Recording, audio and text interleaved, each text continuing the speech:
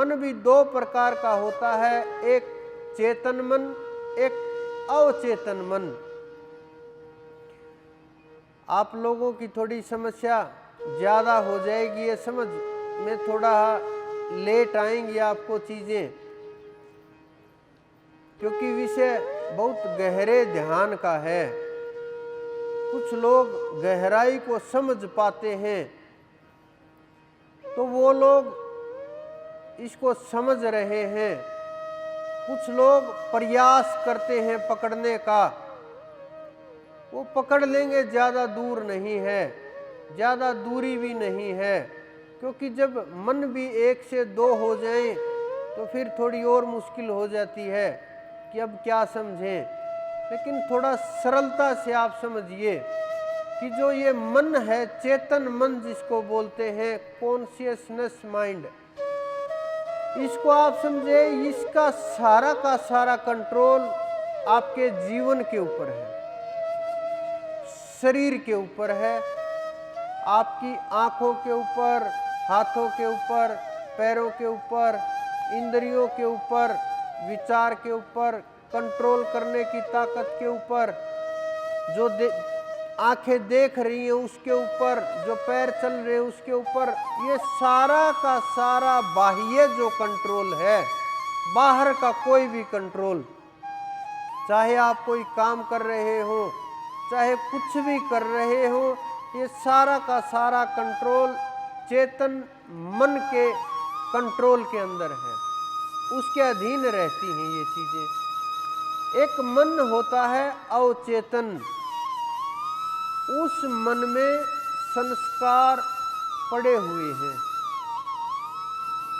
वो मन जब आप सूक्ष्म में प्रवेश करते हैं, चाहे आप सूक्ष्म में सौपन के माध्यम से प्रवेश करो, चाहे आप सूक्ष्म में ध्यान के माध्यम से प्रवेश करो, चाहे आप सूक्ष्म में नाम के माध्यम से प्रवेश करो, चाहे आप सूक्ष्म में ये शरीर छोड़ के प्रवेश करो, यानी मृत्यु के बाद, तो फिर वो जो मन है जिसके अंदर संस्कार पड़े हुए हैं, फिर उसका काम शुरू होता है, जन्म जन्मांतर के संस्कार। आप देखना कभी सपनों में, जो कभी आपने पता ही ना हो, ऐसी ऐसी चीजें आपके अनुभव में आती हैं, वो संस्कार पड़े हुए हैं जन्म जन्मांतर के। जागृत लोग उन संस्कारों को हटाते रहते हैं, काटते रहते हैं, और वो कट जाते हैं, समाप्त हो जाते हैं।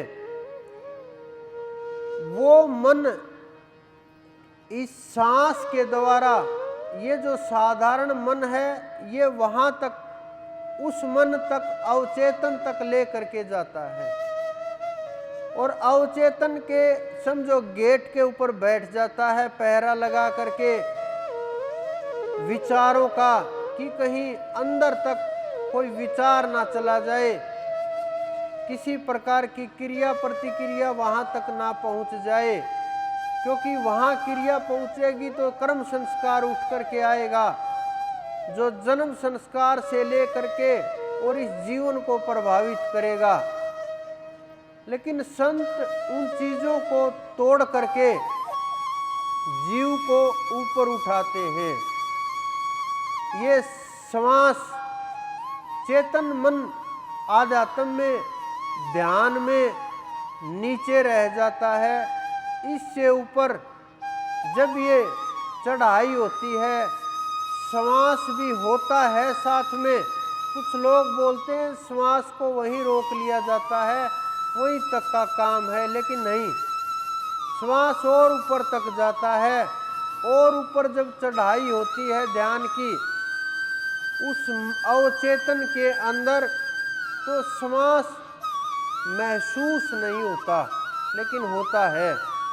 ये नहीं कि श्वास बंद हो गया, नहीं, प्राण होते हैं।